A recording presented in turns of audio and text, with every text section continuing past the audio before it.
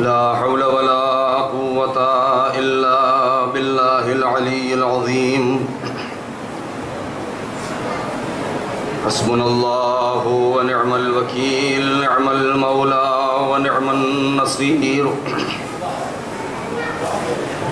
أعوذ بالله السميع العليم من الشيطان اللعين الرجيم بسم الله الرحمن الرحيم الحمد لله الذي لم يتخذ صاحبة ولا ولدا ولم يكن له شريك في الملك ولم يكن له ولي من الذل وكبره تكبيرا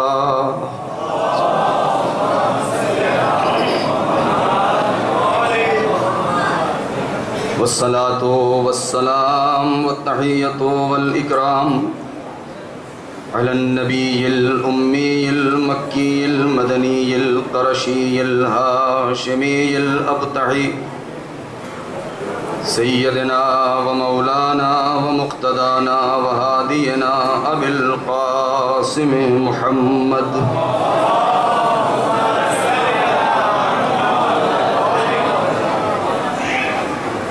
وعلى أهل بيته الطيبين الطاهرين المعصومين المظلومين الذين أذهب الله عنهم الرجس وطهرهم تطهيرا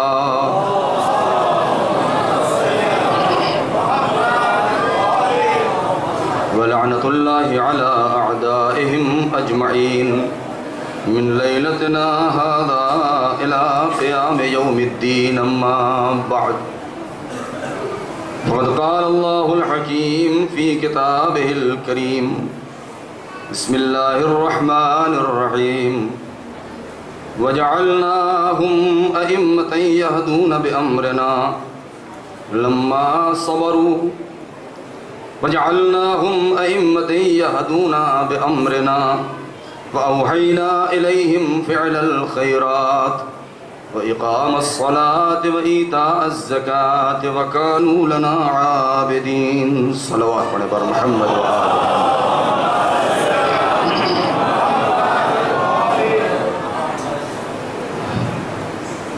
عزیزان محترم اور علماء کرام،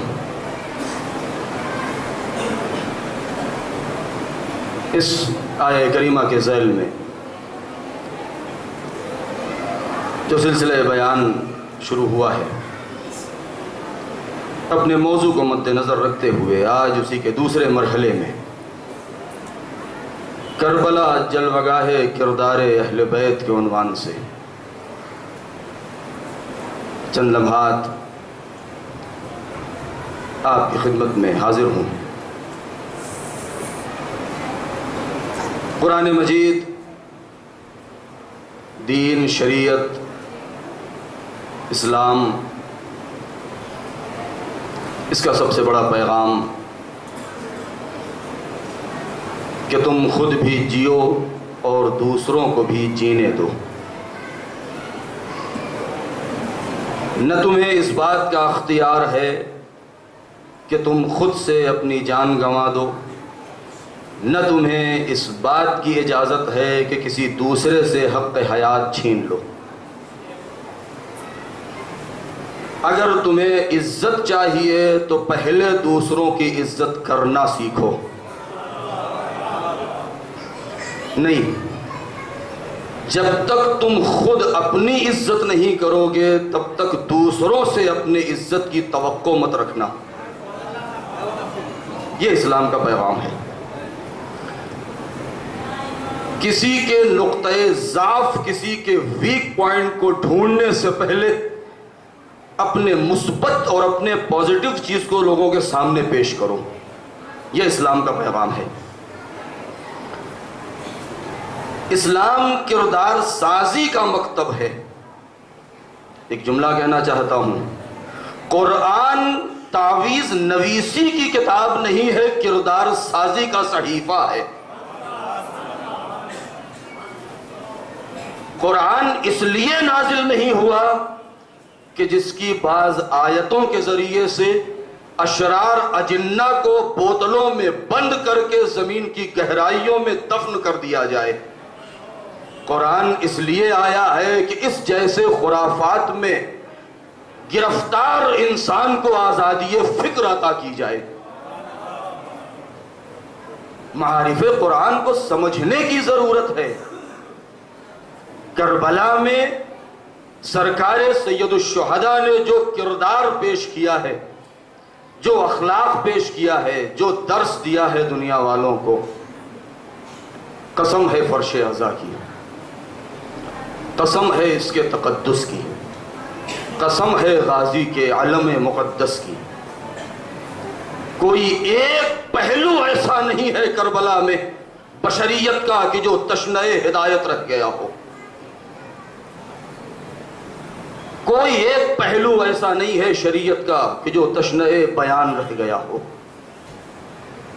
اس 8 دن کے اندر 2 محرم سے لے کر کے 9 محرم کی رات تک میں پورا دین، پورا اسلام، پوری شریعت، پورا کلچر، پوری تہذیب، پورا تمدن سرکار سید الشہداء نے دنیا کے سامنے رکھ دیا ہے۔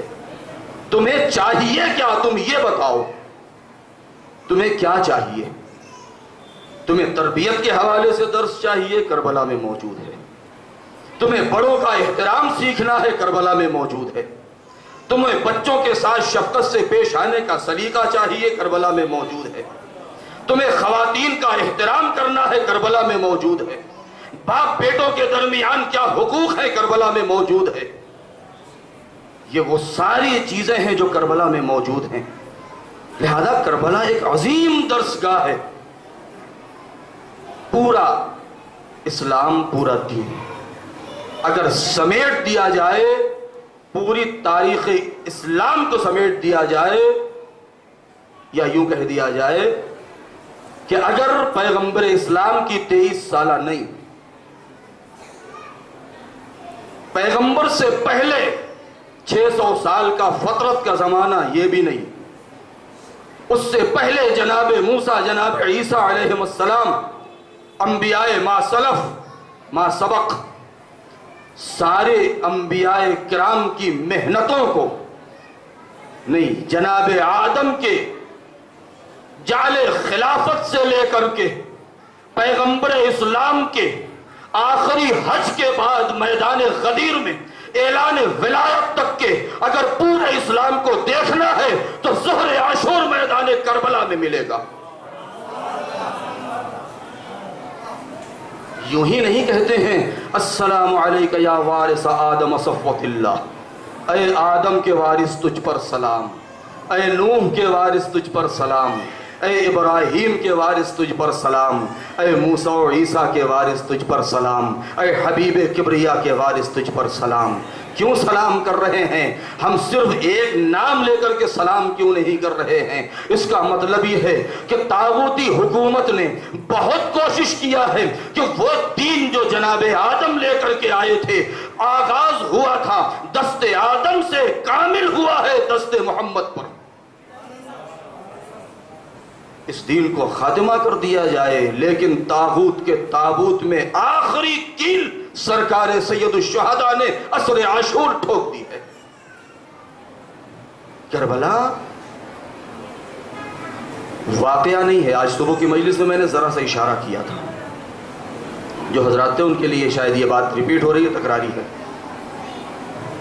میں اپنے جوانوں سے مخصوص، میں اپنے بزرگوں سے معذرت کے ساتھ، اہل مطالعہ ہیں، اہل اسٹڈی ہیں، پڑھتے ہیں، سنتے آئے ہیں، بچوں کو بتاتے آئے ہیں، لیکن اپنے بچوں اور نوجوانوں کو کربلا کو واقعہ مت سمجھنا۔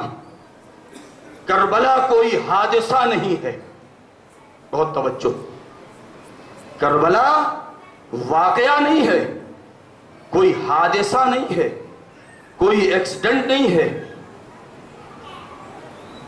کربلا کو تعمیر کرنے میں پورے 50 سال لگے ہیں، پورے 50 سال لگے ہیں۔ سن 11 ہجری سے لے کر کے سن 61 ہجری تک پورے 50 سال صرف ہوئے ہیں، تب جا کے کربلا بنی ہے۔ کربلا تب تک نہیں ہو سکتی تھی جب تک عباس 34 سال کے نہ ہو جائیں، کربلا تب تک نہیں بن سکتی تھی جب تک حبیب ابن مظاہر موجود نہ ہو، کربلا اس وقت تک نہیں ہو سکتی تھی جب تک اصغر 6 مہینے کے نہ ہو جائیں۔ کربلا ایک مکتب فکر ہے، ایک یونیورسٹی ہے، ایک آرگنائزیشن ہے، ایک انسٹیٹیوٹ ہے، ایک تحریک ہے، ایک مشن ہے، ایک انجمن ہے۔ کربلا کو واقعہ مت کہیے گا، ہرگز کربلا حادثہ اور واقعہ نہیں ہے۔ کیوں؟ اس لیے کہ حادثہ اور واقعہ کچھ اور ہوتا ہے، مشن اور تحریک کچھ اور ہوتی ہے۔ حادثہ اور واقعہ، اس کا کانسیپٹ کیا ہے، ڈیفینیشن کیا ہے، ہمارے جوان جانتے ہیں، تعریف کیا ہے۔ واقعے کی تعریف صرف اتنی ہے، حادثے کی ڈیفینیشن صرف اتنی ہے کہ واقعہ ہوتا ہے، ایکسیڈنٹ ہوتا ہے، حادثہ رونما ہوتا ہے، لوگ گھبراتے ہیں، اخبار کی ہیڈنگ بنتا ہے، پیپروں میں لکھا جاتا ہے، ٹی وی ریڈیو سے بیان ہوتا ہے، دوسرے دن لوگ اسے بھولنا شروع کر دیتے ہیں، اخبار ردی کی ٹوکری میں چلا جاتا ہے، لوگ بھول جاتے ہیں، لیکن تحریک کو کبھی کوئی بھولتا نہیں ہے۔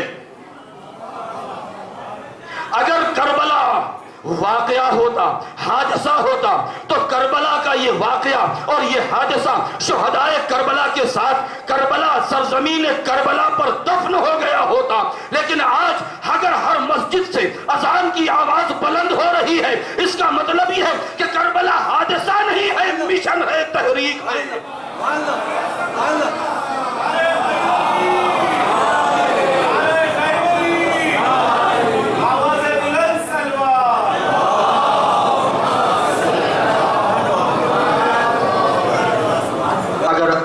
مؤذن گلدستہ اذان پر اللہ کی کبریائی کا اعلان کر رہا ہے، اگر آج مؤذن گلدستہ اذان پر منادی توحید کائنات کے چپے چپے میں اگر نبی کی رسالت کا اعلان کر رہا ہے، اگر مؤذن توحید علی کی ولایت کا اعلان کر رہا ہے، اگر مؤذن مسجد اس بات کا اعلان کر رہا ہے گلدستہ اذان کے اوپر کہ حق و حقیقت کیا ہے، انسانیت کیا ہے، بشریت کیا ہے، توحید کی حقیقت کیا ہے، نبوت کیا ہے، حقانیت قرآن کیا ہے، توریت میں لکھا کیا ہے، انجیل میں موجود کیا ہے، زبور کی ہدایت کا روش و طریقہ کیا ہے، تو یہ سرزمین کربلا کا صدقہ ہے،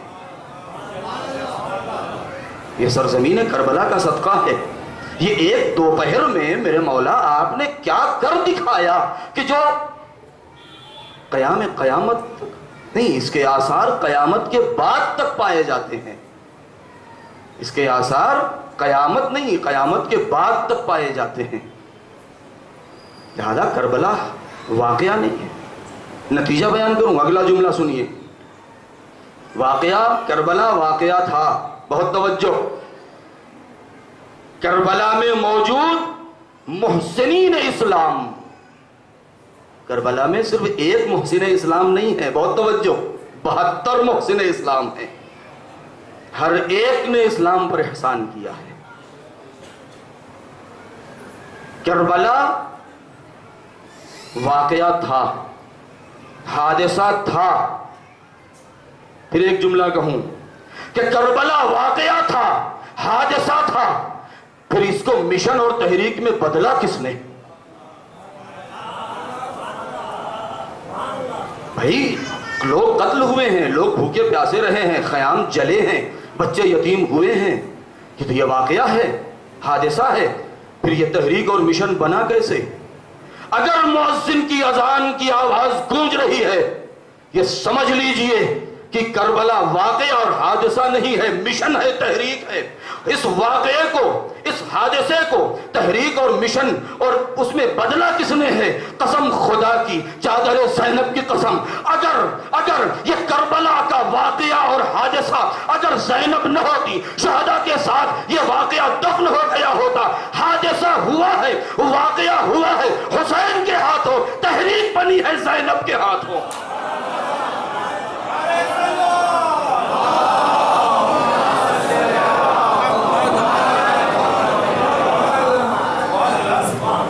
واقعہ ہوا ہے حسین کے ہاتھوں، تحریک بنی ہے زینب کے ہاتھوں۔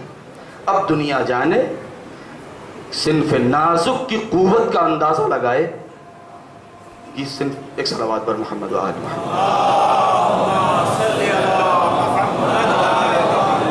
یہی اذان کی آواز ہمارے حقانیت کی دلیل ہے. یہی آج مؤذن جو اذان دے رہا ہے اللہ کی کبریائی کا اعلان کر رہا ہے، یہی ہمارے حقانیت کی دلیل ہے. میں نے اشارہ کیا تھا کسی مجلس میں کہ مسجد میں، اس لیے آواز دھیرے بول رہا ہوں تاکہ احترام باقی رہ جائے، اذان کی اہمیت کا بھی اندازہ ہو. مسجد میں جانا، کل کی جملہ یاد رکھیے گا، طریقہ عبادت اور ہے، سلیقہ عبادت اور ہے. کھڑے ہوں، ہاتھوں کو اٹھائیں، اللہ اکبر کہیں، رکوع میں جائیں، سجدے میں چلے جائیں، یہ اٹھنا اور بیٹھنا اور زبان اور ہونٹ کا ہلانا اور یہ ارکان اور آداب، یہ طریقہ عبادت ہے. اس کے اندر موجود روح کا نام سلیقہ عبادت ہے.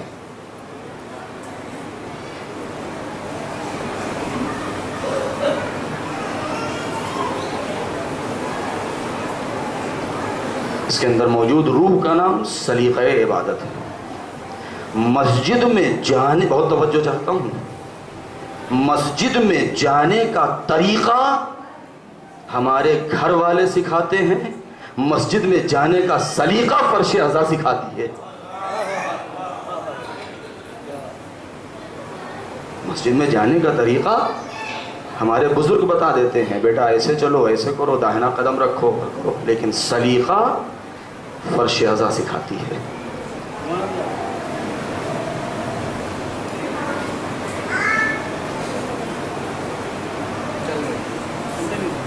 آپ حضرات ایک صلوات پڑھیں پر محمد و آل محمد.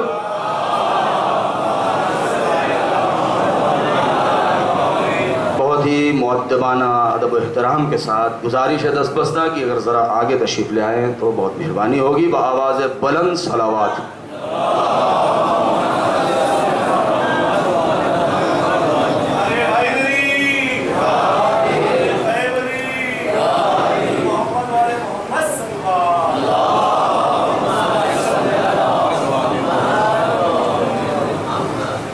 لہذا یہ پورا اسلام، پورا دین، پورا مکتب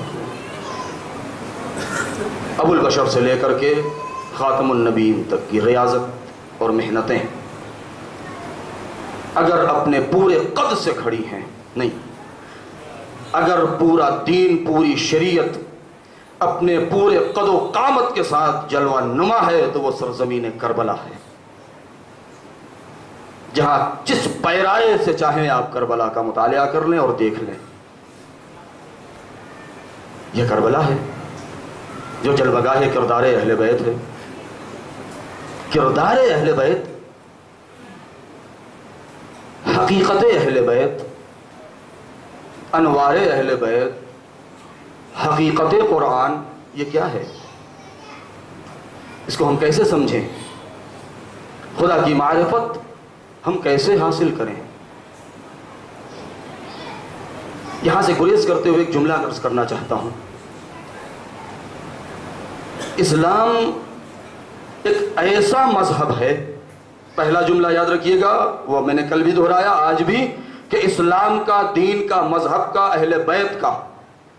اب ایک جملے کی وضاحت بہت ضروری ہے یہاں پر. جہاں تک میری آواز جا رہی ہے کسی کے ذہن میں یہ خیال پیدا نہ ہو کہ اہل بیت کا مطلب کیا ہے.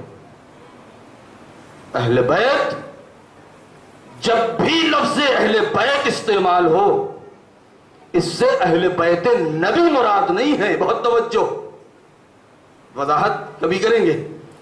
اس سے اہل بیت نبی مراد نہیں ہے. اہل بیت کا مراد ہے اہل بیت نبوت. اہل بیت نبی اور اہل بیت نبوت میں بہت بڑا فرق ہے. اہل بیت نبی اور اہل بیت نبوت میں بہت بڑا فرق ہے. قرآن نے جو ہدایات کے لیے ہمیں خط مشی دیا ہے، تو اسلام ایک ایسا جامع مذہب ہے اتنا طیب و طاہر، اتنا پاک و پاکیزہ کہ باہر کی کوئی چیز اس کے اندر آ نہیں سکتی، دامن اسلام میں موجود کوئی چیز باہر جا نہیں سکتی۔ جامع اور مانع دین ہے۔ انسان کی خلقت کے پہلے سے لے کر کے موت کے بعد زمینوں میں دفن ہو جانے کے بعد تک کے احکام اس کے اندر موجود ہیں، اتنا جامع ہے۔ کون سا دین ہے کہ جس نے اتنی جزیات اور چھوٹی چھوٹی باتوں کا خیال رکھا ہے؟ ہمارے اوپر ضروری ہے، اگر ہم اپنے دین کا احترام کر رہے ہیں تو ہمیں حق نہیں ہے کہ ہم دوسرے دین کی تذلیل کریں۔ جو میں نے جملہ کہا ہے اسی کی وضاحت ہے کہ اگر ہمیں اپنی عزت کروانی ہے تو ہمیں دوسروں کی عزت کرنی پڑے گی۔ یہ اسلام کا میسج ہے، یہ اسلام کا پیغام ہے۔ اتنا جامع دین ہے کہ انسان کی پیدائش سے پہلے سے لے کر کے موت کے بعد تک کی ساری چیزیں، سارے احکامات اس کے اندر موجود ہیں۔ کیوں؟ تاکہ انسان کو اس بات کا موقع نہ ملے زندگی کے کسی پہلو میں انسانیت کبھی بھی اس بات کی شکایت نہ کرے کہ ہم شرمندہ ہیں۔ نہیں، ہر چیز موجود ہے۔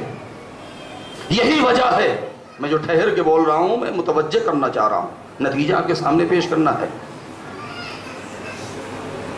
ہر چیز اس کے دامن میں موجود ہے۔ آج جو اسلام ہراسی کا دور چل رہا ہے، ہر ایک کی زبان پر اس بات کا نعرہ ہے اور اسلام سے ڈرایا جا رہا ہے۔ اس کے پس منظر میں کیا ہے؟ ہمیں اس بات کا خیال رکھنا چاہیے۔ دشمن باہر بھی ہوتے ہیں، دشمن اندر بھی ہوتے ہیں۔ باہر کے دشمن سے لڑ لینا آسان ہے، اندر کے دشمن سے لڑنا مشکل ہے۔ بہت بڑا میسج دے رہا ہوں، خاص طور سے ہمارے جوان۔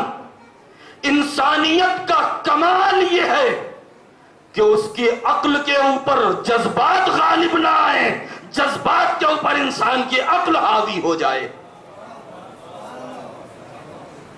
ہماری عقل کے اوپر ہمارے جذبات غالب نہ آنے پائیں، ہمارے جذبات پر ہماری عقل غالب ہو۔ کیوں؟ کربلا میں اس کا درس ملا ہے۔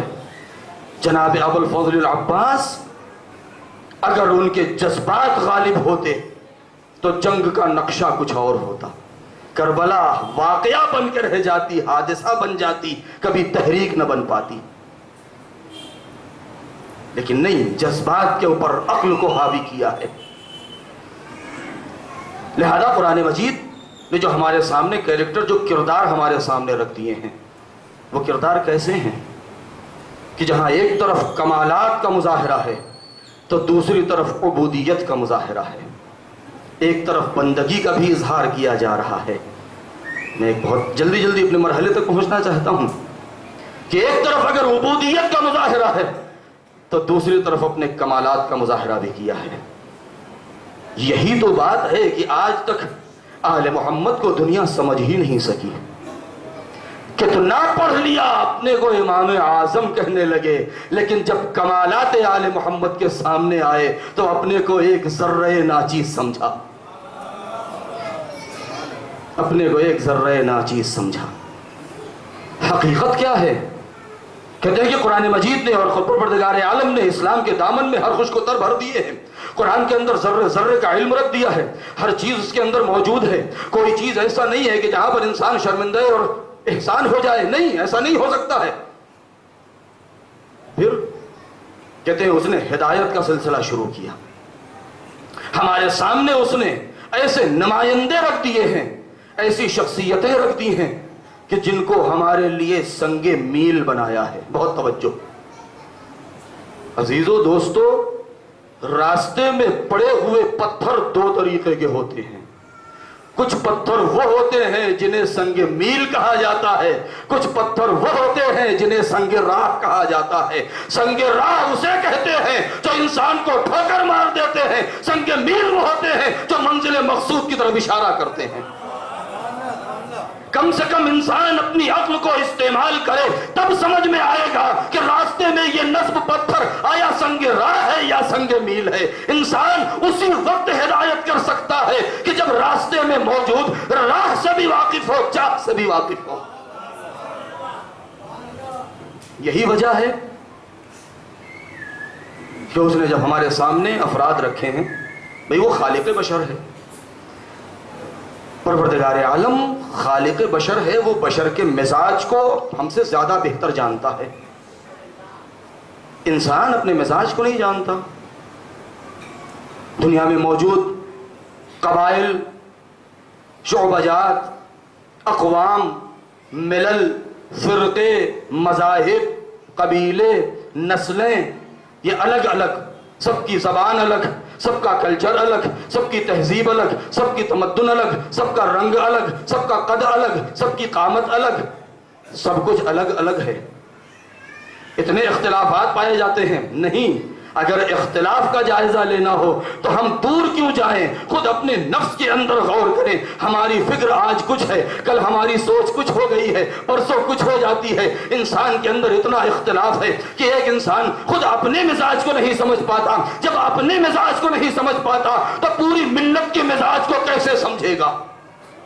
جب پوری ملت کے مزاج کو نہیں سمجھ سکتا ہے تو کیسے ممکن ہے کہ پروردگار ان سے کاروان بشریت کے ہر فرد کو بے لگام چھوڑ دیتا اور کہہ دیتا کہ جاؤ تمہیں جس چیز کا دل چاہے اور جس کا چاہے انتخاب کرو؟ نہیں، یہ انتخاب پروردگار نے اپنے ہاتھ میں رکھا ہے۔ وَجَعَلْنَاهُمْ أَئِمَّةً يَهْدُونَ بِأَمْرِنَا لَمَّا صَبَرُوا وَكَانُوا بِآيَاتِنَا يُوقِنُونَ۔ ہم نے تمہارے درمیان ایسی ہستیاں رکھی ہیں جن کے اندر دو چیزیں پائی جاتی ہیں، ایک طرف تو وہ مقام صبر پر فائز ہوتے ہیں، دوسری طرف مقام یقین پر فائز ہوتے ہیں۔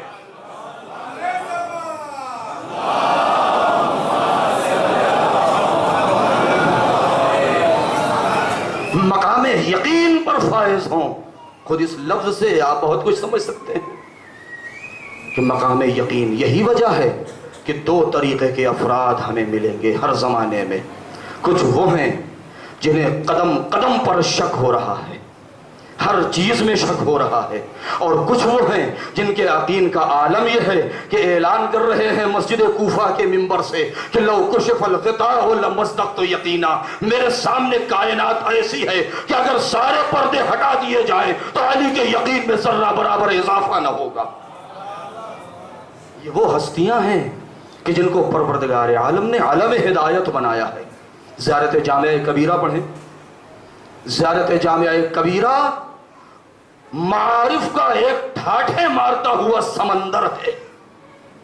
لقد من اللہ علینا بکم یا اہل البیت، پروردگار نے ہمارے اوپر احسان کیا آپ کے ذریعے سے۔ آل محمد کا قصیدہ پڑھنا ہے تو اس لب و لہجے میں پڑھیں کہ خدا نے ہمارے اوپر احسان کیا ہے آپ کے ذریعے سے۔ لہذا ان کی حقیقت کیا ہے؟ قرآن آواز دیتا ہے، روایتیں ہمارے پاس موجود ہیں کہ پروردگار عالم کہ جو قدیم ہے، قیوم ہے، جسم و جسمانیات سے منزہ ہے، مبرہ ہے، جب اس کے جسم نہیں ہے وہ کسی چیز میں حلول نہیں کر سکتا، کسی چیز میں سما نہیں سکتا ہے، اس کے آنکھ نہیں ہے مگر دیکھتا ہے، اس کے کان نہیں ہے مگر سنتا ہے، اس کے جسم نہیں ہے مگر موجودات ہے، جو عالم مجردات میں ہے، جس کا مادے سے کوئی تعلق نہیں ہے، جو خالق بشر ہے، جو خالق کائنات ہے، جو خلاق عالم ہے، جو رزاق دو جہاں ہے، کہ جس نے اس سرزمین کو اور اس کائنات کو اس نقطہ کن کے ذریعے سے پیدا کیا ہے کہ جب کچھ نہ تھا اور ایک ہو کا عالم تھا۔ نہیں میرے دوستو، افسانے میں بیان کیا جاتا ہے کہ ایک ہو کا عالم تھا، نہیں، ہو کا عالم حقیقی تھا، اور کیسا تھا کہ جب کچھ نہ تھا صرف ہو تھا، اور ہو کا مطلب یہ ہے کہ ذات ہوا تھا، یعنی سوائے خدا کے کچھ نہ تھا۔ ایسے موقع پر اس نے ایک نقطے کو پیدا کیا ہے، ایک نقطے کو پیدا کیا ہے۔ لہذا ہمارے بچے سے جب کہا جاتا ہے اسکول میں کہ بیٹا تم ایک سرکل بناؤ، تو اس کا طریقہ کار کیا ہوتا ہے؟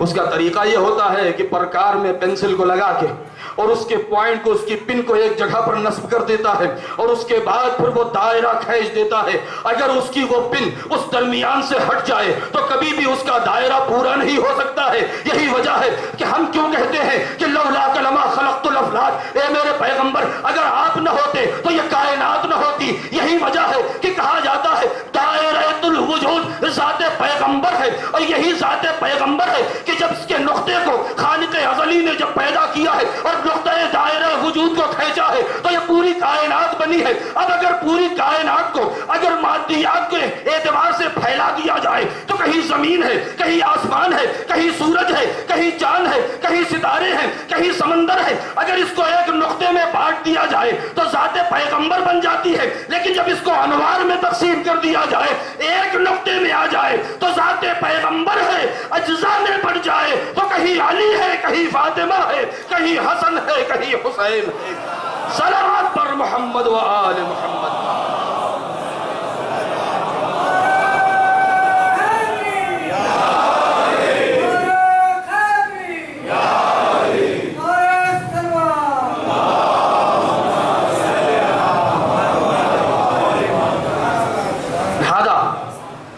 لقد من اللہ علینا بکم، پروردگار نے آپ کے ذریعے سے ہمارے اوپر احسان کیا ہے.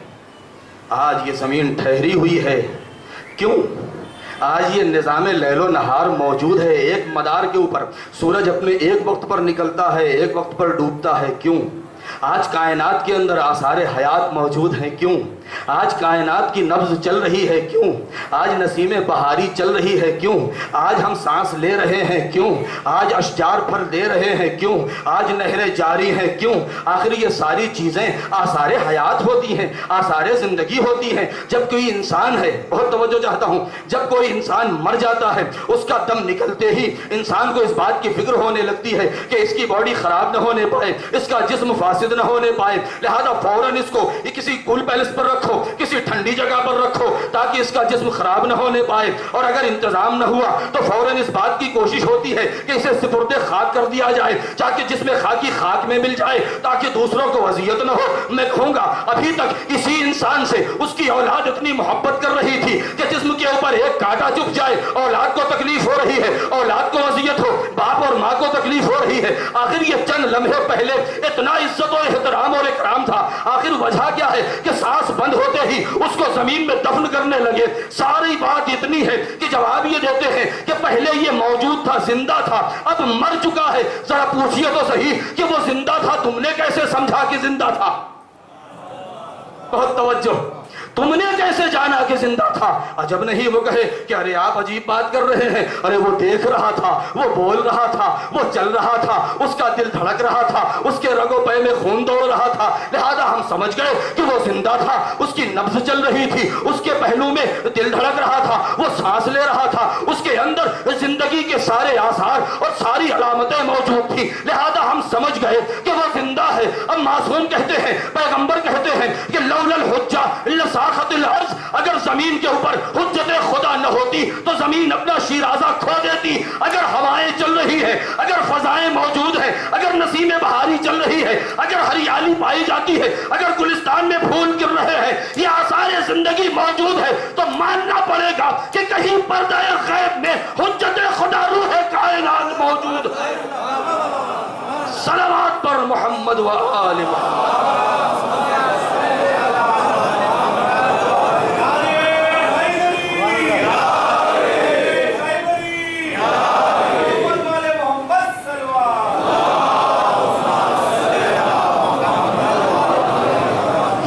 حیات ہیں جس سے ہم یہ سمجھ گئے کہ فرزند زہرا موجود ہے، روح کائنات موجود ہے.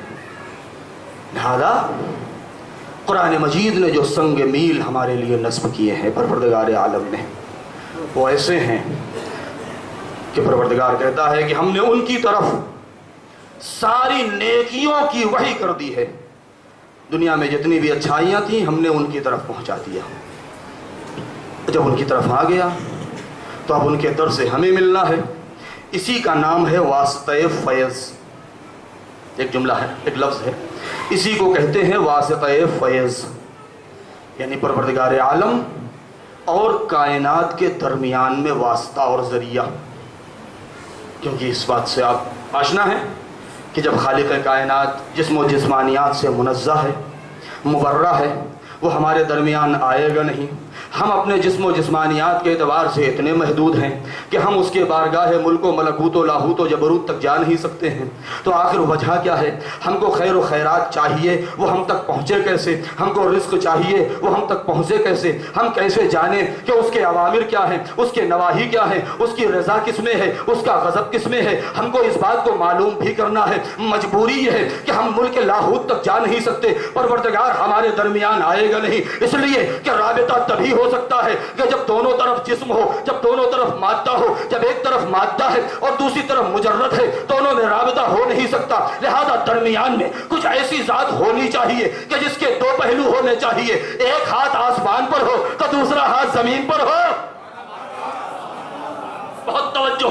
ایسے افراد اور ایسی ہستیوں کا ہونا ضروری ہے کہ اگر ان کے ایک قدم آسمان پر ہو تو دوسرا قدم زمین پر ہو، ایک پہلو خالق سے ملتا ہو تو دوسرا پہلو مخلوق سے ملتا ہو، ایک رازق سے ملتا ہو تو دوسرا مرزوق سے ملتا ہو، تاکہ وہاں سے خیر و خیرات لے لے، ہم تک پہنچا دے. لہذا ضروری ہے کہ ایک طرف اس کا رشتہ آسمان پر ہو، دوسرا رشتہ زمین پر ہو. جب ایسی ہستیاں ہوگی، جب وہ اپنے اعلان کمال کو بیان کریں گی تو ان کا عالم یہ ہوگا کہ جب مقام عبودیت میں آئیں گی، جب مقام بندگی میں آئیں گی تو ایک مرتبہ اپنے سر کو سجدہ خالق میں رکھیں گی اور آواز دیں گی الہی انا عبدک الضعیف الذلیل الحقیر المسکین. پروردگار میں تیرا کمزور بندہ ہوں، میں تیرا نادار بندہ ہوں، میں تیرا ناچار بندہ ہوں، میں تیرا ضعیف بندہ ہوں، میں تیرا ذلیل بندہ ہوں. لیکن یہی انسان جو ابھی سجدے میں اپنے کو کہہ رہا تھا اے میرے پروردگار میں تیرا کمزور بندہ ہوں، میں تیرا ذلیل بندہ ہوں، میں بہت محدود ہوں، یہی انسان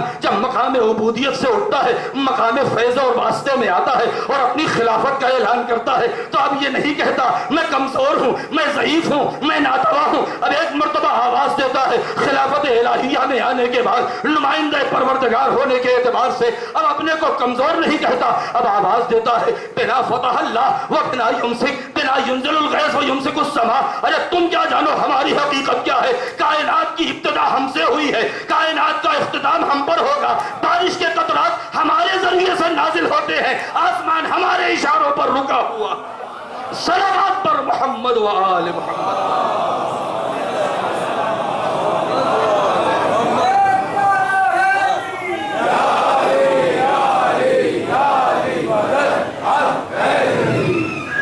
یہ ہے کہ جن کے اندر دوہری شخصیت پائی جاتی ہے، پیکرے بشری میں بھی ہیں، تقاضائے بشری میں گھرے بھی ہیں، تقاضائے بشری سے باہر بھی ہیں.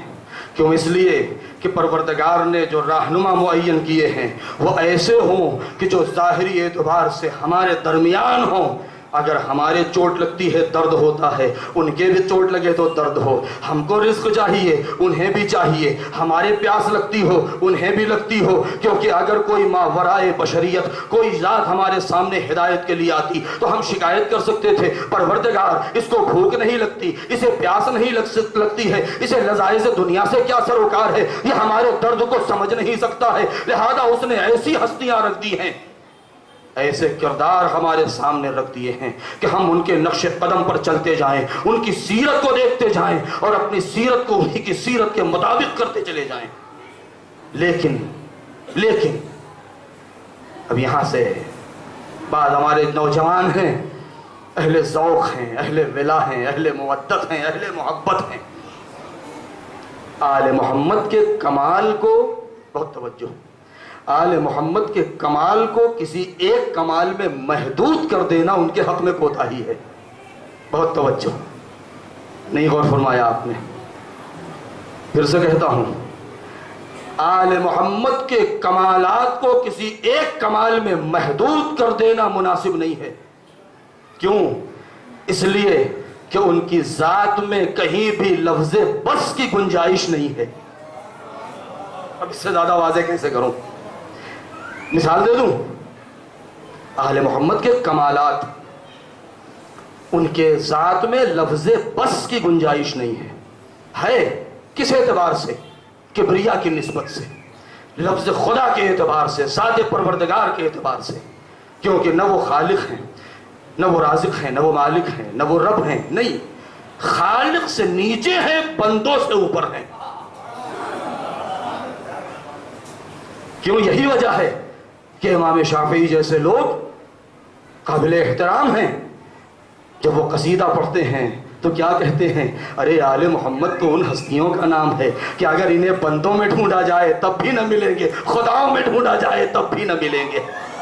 کیوں؟ اس لیے کہ ان کی مثال نہ انہیں خدا جیسا کہا جا سکتا ہے، نہ اپنے جیسا، نہ یہ اس جیسے نہ اس جیسے، آل محمد خدا اپنے جیسے ہیں۔ ایک صلوات پڑھیں محمد و آل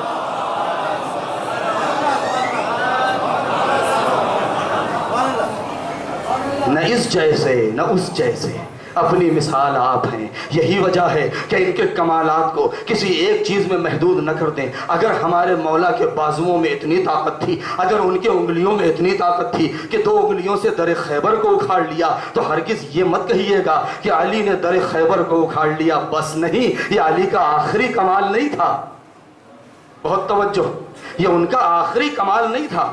اگر مولا علی نے اشارہ کر دیا اور سورج پلٹ آیا تو یہ نہ کہیے گا کہ علی اتنے صاحب کمال تھے کہ سورج کو پلٹا لیا۔ کیا یہ علی کا آخری کمال ہے؟ نہیں، یہ مولا کا آخری کمال نہیں ہے، بہت توجہ۔ اگر مولا نے ہلتی ہوئی زمین کو حکم دے دیا کہ ابو تراب کہتا ہے ٹھہر جا، اور وہ ٹھہر جائے، تو یہ مت سوچئے گا کہ یہ ان کا آخری کمال ہے، نہیں، لفظ بس کی گنجائش نہیں ہے۔ اگر چاند کے 2 ٹکڑے کر دے تو پیغمبر اسلام کے بارے میں کوئی یہ نہ سوچے کہ بس اس سے زیادہ کمال نہیں دکھا سکتے، نہیں۔ ارے آل محمد نے اور اہل بیت نے جو کمال دکھایا ہے وہ ہمارے اعتبار سے دکھایا ہے، اپنے اعتبار سے نہیں دکھایا۔ وہ ہمارے وجود کی کیپیسٹی اور ظرفیت کے اعتبار سے دکھایا ہے، کہیں اپنے اعتبار سے دکھا۔ جب ہمارے اعتبار سے دکھایا تب تو دنیا بہک گئی، کچھ خدا کہنے لگے، کچھ نصیری بن گئے۔ کہیں اگر اپنے اعتبار سے دکھا دیا ہوتا تو کیا ہوتا؟ ایک صلوات پڑھیں محمد و آل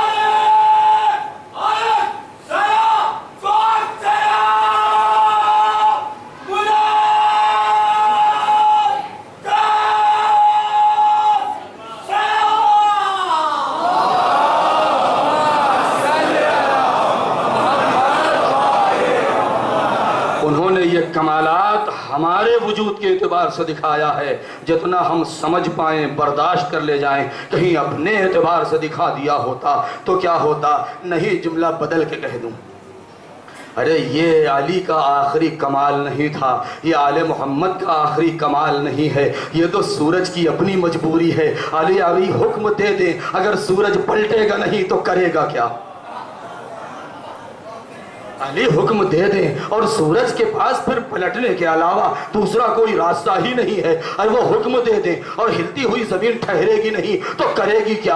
ایک جملہ کہنا چاہتا ہوں کہ اگر سورج کو روشنی چاہیے اور اس کائنات کو روشن کرنا ہے تو صرف ایک راستہ ہے کہ سورج کو وجہ اللہ کی زیارت کرنی پڑے گی۔ سورج کو اگر روشنی چاہیے تو وجہ اللہ کی زیارت کرنی پڑے گی۔ اگر ہلتی ہوئی زمین کو قرار چاہیے تو آل محمد کے پیروں کو چومنا پڑے گا۔ اگر سورج کو ایک مدار پر باقی رہنا ہے تو آل محمد کے گھر کا طواف کرنا پڑے گا۔ ایک صلوات پڑھیں بر محمد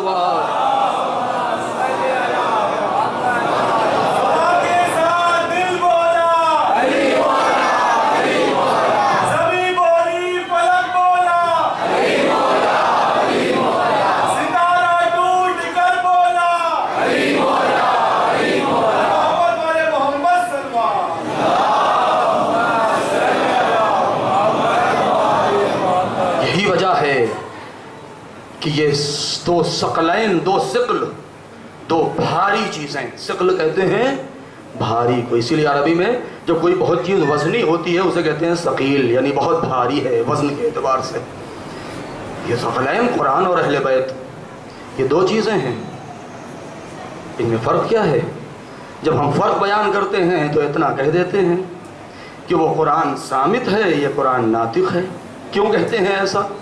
بھئی ناطق، انسان کو حیوان ناطق کہا جاتا ہے، جو لوگ منطق پڑھ چکے ہیں وہ جانتے ہیں کہ دوسرے بھائی سارے حیوان ہیں، انواع و اقسام پائی جاتی ہے، اسی میں سے حیوانات میں سے ایک قسم انسان کی ہے، اور فرق سمجھانے کے لیے کہہ دیا ہے حیوان ناطق، یعنی بولنے والا جانور۔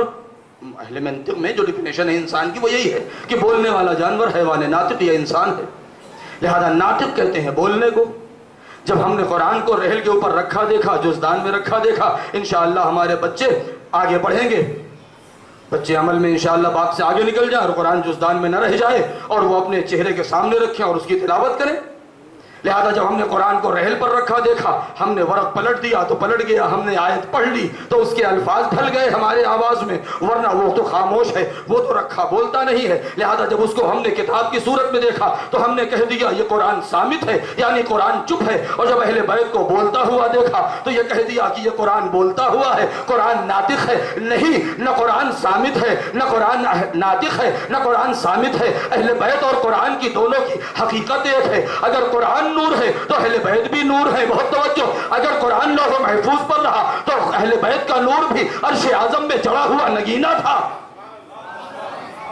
کیونکہ زیارت جامعہ کبیرہ میں یہ الفاظ پائے جاتے ہیں جو 10ویں امام نے بیان کیا ہے کہ محدقین فی عرش اللہ، کہ اہل بیت کا نور وہ ہے کہ جو عرش الہی میں چڑھے ہوئے نگینے تھے۔ لہذا اگر یہ لوح محفوظ سے آیا ہے تو ان کا نور عرش اعظم سے آیا ہے، اگر یہ آسمان سے اترا ہے تو ان کا نور بھی اترا ہے۔ دونوں میں فرق کیا ہے؟ وہ بھی پاک ہے، یہ بھی پاک ہے، وہ بھی طیب و طاہر، یہ بھی طیب و طاہر، قرآن بھی جامع، اہل بیت کی سیرت بھی جامع۔ بس فرق اتنا ہے کہ قرآن نہ ناطق ہے نہ صامت ہے، قرآن ناطق بھی ہے، قرآن صامت بھی ہے۔ سمجھنا ہے تو بس ذات اہل بیت کو سمجھ لو۔ اگر آل محمد چپ ہو جائے تو قرآن صامت ہے، بول دے تو قرآن ناطق ہے۔ صلوات پڑھے پر محمد وآل۔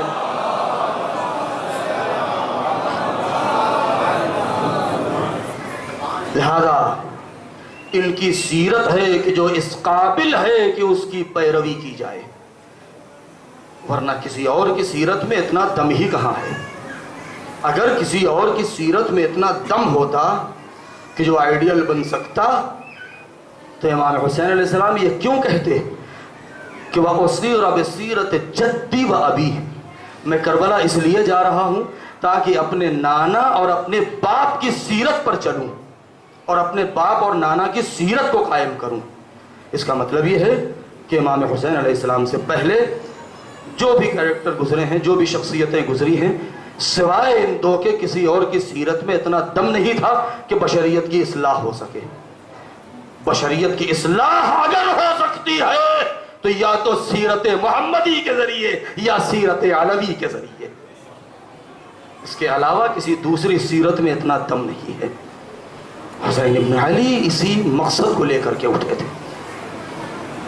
مدینے سے آپ چل رہے ہیں، اعلان کر دیا کہ ہم خون بہانے نہیں جا رہے، فتنہ و فساد کے لیے نہیں جا رہے، ہم تو اصلاح قائم کرنے جا رہے ہیں۔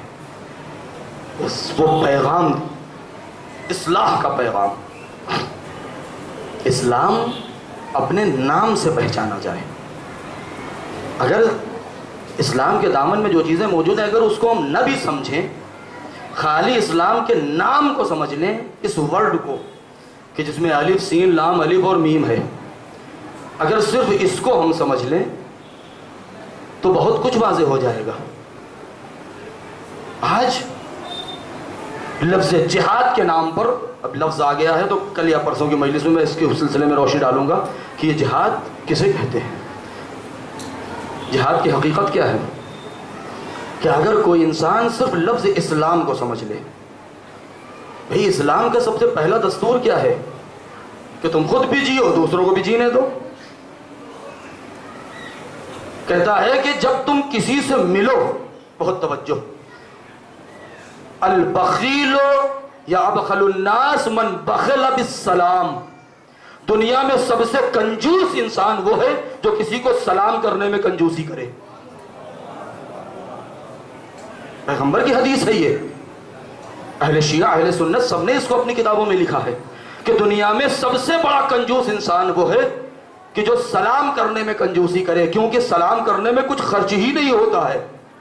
اور اس کے بعد بھی انسان, یہی وجہ ہے کہ اسلام میں سلام کرنے کا ثواب جواب دینے سے کہیں زیادہ رکھا گیا ہے, جبکہ سلام کرنا مستحب ہے, جواب دینا واجب ہے.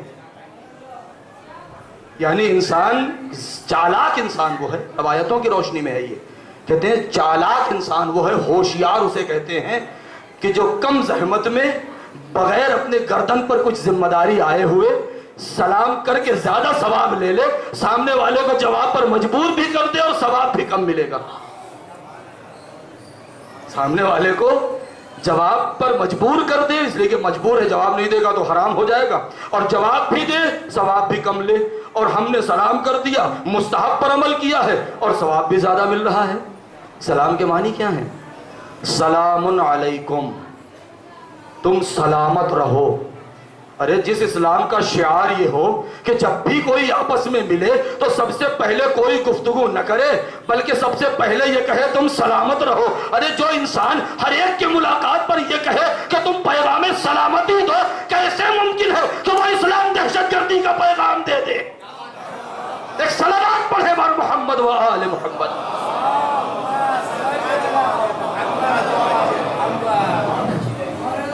لہذا حسین ابن علی جب نکلے ہیں تو امن و سلامتی کا پیغام لے کر کے نکلے ہیں. کربلا میں ابو الفضل عباس کے پرچم کا رنگ کیا تھا؟ یہ وہ چیزیں ہیں کہ جو ہم اس باتوں پر اگر غور کر لیں, کہتے ہیں کربلا میں کئی رنگ کے پرچم تھے, کئی رنگ کے علم تھے, لیکن ابو الفضل عباس کے پرچم کا رنگ روایتوں کے اعتبار سے سفید رنگ تھا. کیوں؟ یہ پرچم صلح کا پرچم ہے, آشتی کا پرچم ہے, اور یہ وہ پرچم ہے سفید رنگ کا کہ جو جس کو لوائے حمد کہا جاتا ہے, کہ جو جناب جبرائیل امین عرش اعظم سے لے کر کے آئے تھے اور دست حبیب کبریا کے حوالے کیا تھا. لہذا یہ تو ممکن ہی نہیں ہے کہ جس کا عالم پیغام سلامتی دے رہا ہو وہ کیسے کہے کہ دوسروں کا گھر ویران کر دیا جائے, اجاڑ دیا جائے, کسی کو تکلیف پہنچا دی جائے. آزادی سے کہتے ہیں کہ انسان اپنے فکر میں آزاد ہو. یہی حسین ابن علی کا پیغام ہے. مدینے سے آپ کا قافلہ نکلا صلح و سلامتی کا پیغام لے کر کے, مکے پہنچے. مکے میں کتنے دن تک آپ نے قیام کیا؟ عرفے 3 شعبان کو کربلا پہنچ گئے ہیں حسین ابن علی, ارے وہاں مکے پہنچ گئے ہیں. مدینے سے 28 کو نکلے ہیں رات میں, اور شعبان کی 3 تاریخ کو مکے پہنچ گئے ہیں. 9 ذی الحج تک آپ نے وہاں قیام کیا ہے.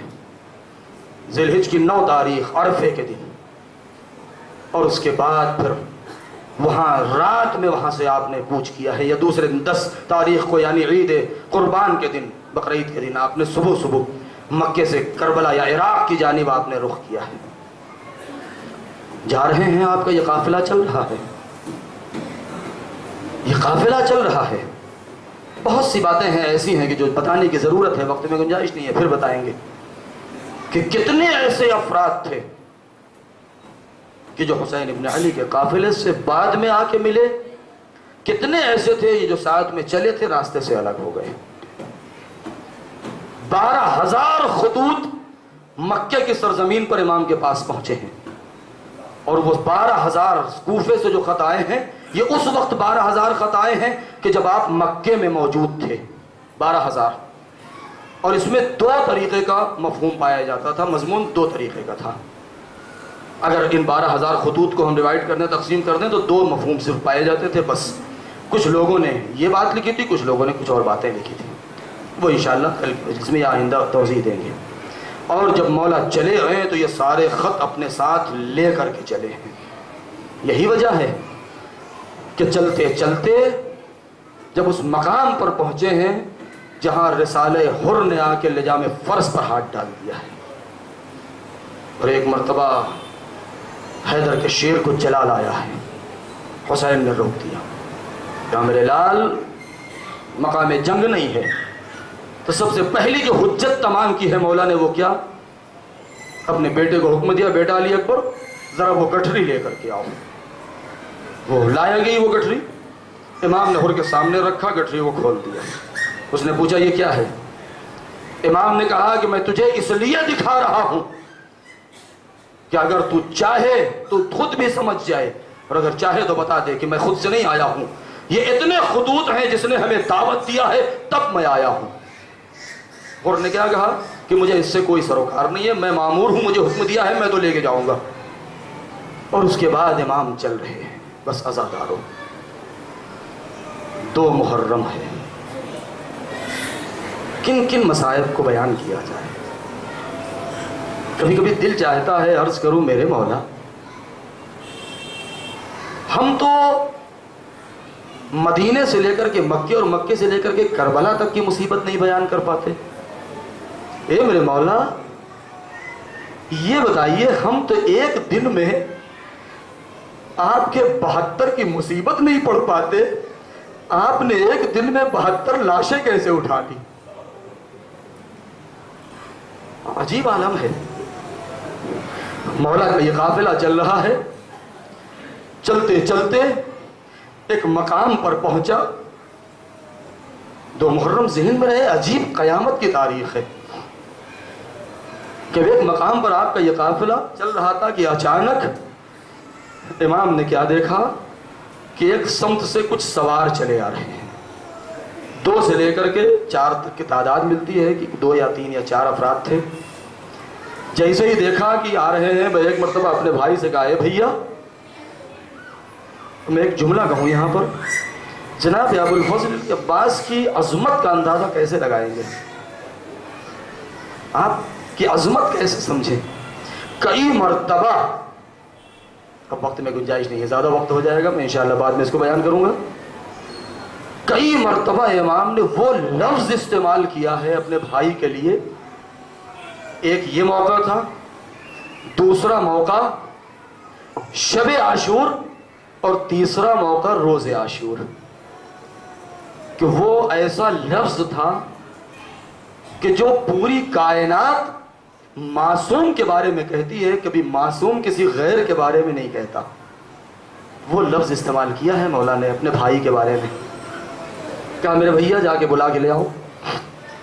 مولا عباس گئے, بلا کے لے آئے. وہ لوگ ڈرے ہوئے تھے. کہا گھبراؤ نہیں, مجھے تم سے کچھ سوال کرنا ہے. کہا اے مولا کیا سوال ہے؟ کہ ذرا یہ بتاؤ تم کہاں سے آ رہے ہو تم لوگ؟ انہوں نے کہا اے مولا ہم کوفے سے آ رہے ہیں. جیسے ہی کوفے کا نام سنا, میں ایک مرتبہ کہا اچھا ذرا یہ بتاؤ کہ کوفے کے حالات کیا ہیں؟ انہوں نے ایک جملہ کہا کہ سیوفہم علیکم وقلوبہم معکم.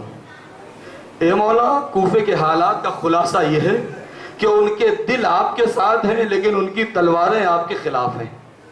کہا کچھ اور بتاؤ.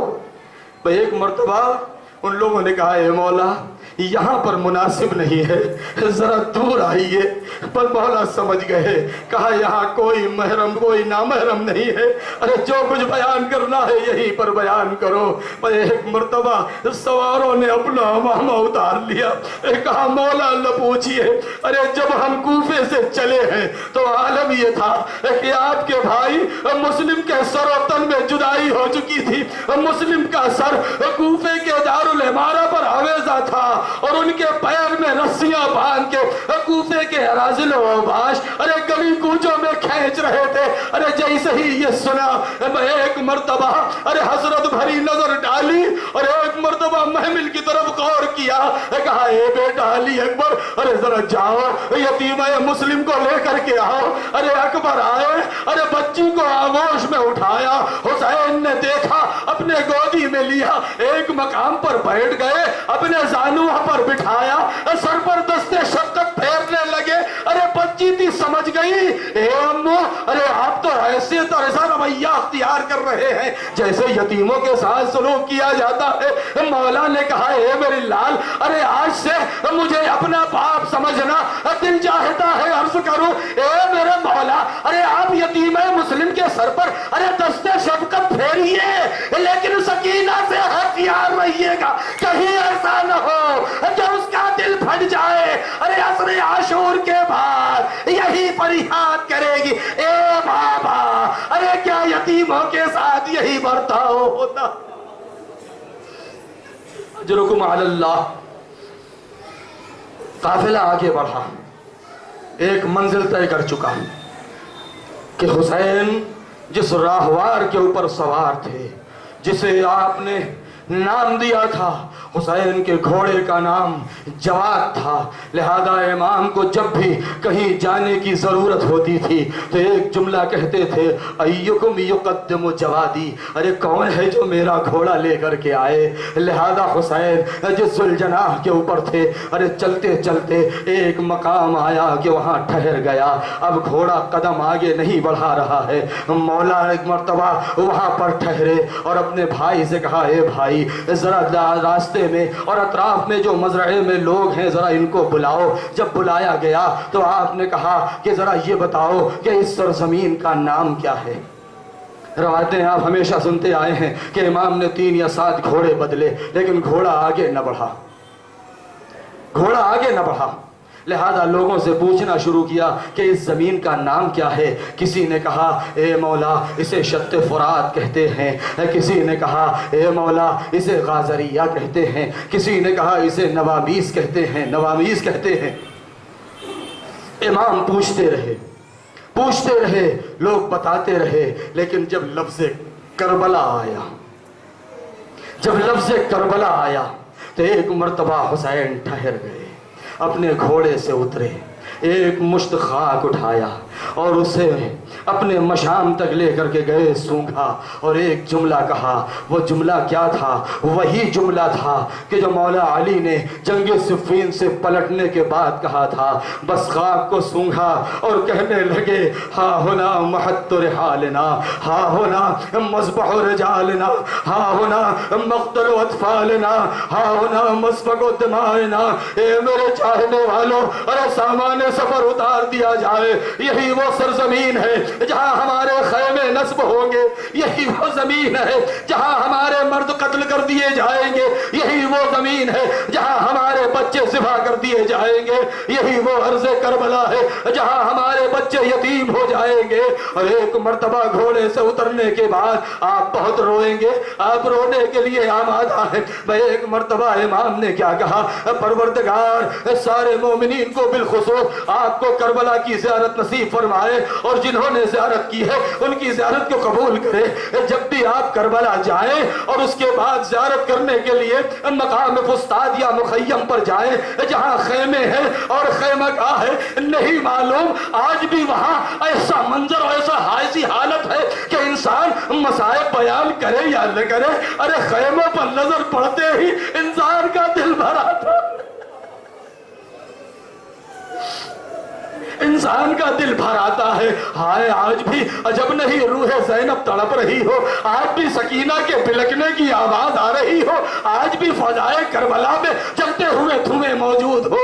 ہائے عباس کا، اے بھیا عباس، ارے میری بہن زینب بہت خستہ ہے، صعوبات سفر برداشت کر کے آئی ہے، لہذا کوئی بھی کام کرنے سے پہلے جاؤ ایک مناسب جگہ دیکھ کر کے سب سے پہلے میری بہن کا خیمہ نصب کر دو۔ ارے مولا عباس گئے اور ایک مناسب جگہ دیکھ کر کے خیمہ نصب کیا ہے، اور وہ سارے واقعات آپ جانتے ہیں کہ ابھی خیمے نصب ہو رہے تھے۔ یہ ایک مرتبہ عمر سعد کے نمائندے نے آگے کہا کہ یہاں سے خیمے ہٹا لو، اس لیے کہ یہاں عمر سعد کے خیمے نصب ہوں گے۔ عباس کو جلال آ گیا، شمشیر نکالی، خط کھینچ دیا اور ایک مرتبہ مولا نے روک دیا، اے بھیا عباس ابھی جنگ کا موقع نہیں ہے، اور عباس رک گئے ہیں۔ لیکن وہی کہ امر امام تھا، خیمے کو اکھاڑا اور دوسری جگہ پر جا کے نصب کیا، ابھی ادھر خیمہ نصب ہوا تھا۔ اے عزادارو، ہائے کن الفاظ میں اس کی منظر کشی کی جائے کہ جیسے ہی خیمہ نصب ہوا ہاتھوں کو جوڑے ہوئے آئے، اے شاہزادی ارے خیمہ نصب ہے، آپ تشریف لائیے۔ ارے ابھی جناب زینب کبریٰ محمل سے نیچے اتری تھی کہ ابھی پہلا قدم ارے خیمے کے اندر رکھا تھا کہ فضائے کربلا میں ایک مرتبہ چیخ ماری اور حسین گھبرا گئے۔ اے بہن زینب، ارے رونے کا سبب کیا ہے؟ ارے تم نے کیوں سہا مارا؟ کہا اے بھیا ارے نہ پوچھئے، بڑی دہشت ہو رہی ہے۔ جیسے ہی میں نے ابھی خیمے میں قدم رکھا، ایک خاک زد میرے بالوں پر آ گئی، اور اے بھیا ارے مجھے بڑا ڈر لگ رہا ہے۔ ارے جیسے ہی میں خیمے میں آئی، اسی گوشے سے کسی بی بی کے رونے کی آواز آ رہی ہے، جو اس طریقے سے تڑپ کے رو رہی ہے جیسے اس کا جواب ہائے حسینہ، ہائے حسینہ کہہ کے رو رہی۔ ارے مولا نے کہا اے میری ہمشیرہ، ارے تو نے نہ پہچانا، یہ میری ماں اماں ہے، جب سے ہم نے مدینہ چھوڑا ارے ٹوٹی مزلیاں تھام کے مما نے لہے چھوڑ دیا۔ اے میرے لال ارے تو تنہا نہ جائے گا، یہ دکھیاری ماں تیرے ساتھ جائے گی، میری آغوش ہوگی، ارے تیرا گلا ہوگا، اے شبر کا خنجر ہوگا۔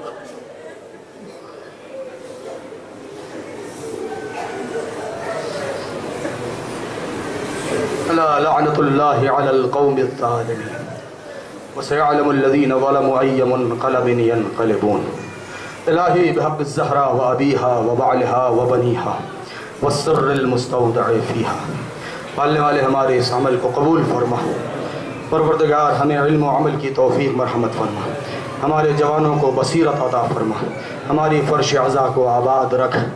پروردگار پرچم اسلام کو سربلند فرما، پرچم کفر و نفاق کو سرنگوں فرما، لوگوں کو، جوانوں کو، مومنین کو رزق و روزی میں برکت عطا فرما۔ پروردگار جو بیمار ہیں شفا مرحمت فرما، جو بے اولاد ان کو صاحب اولاد فرما، ہمارے امام کے ظہور میں تعجیل فرما، ہمیں ان کے انصار و اعوان میں شمار فرما۔ ماتم حسین۔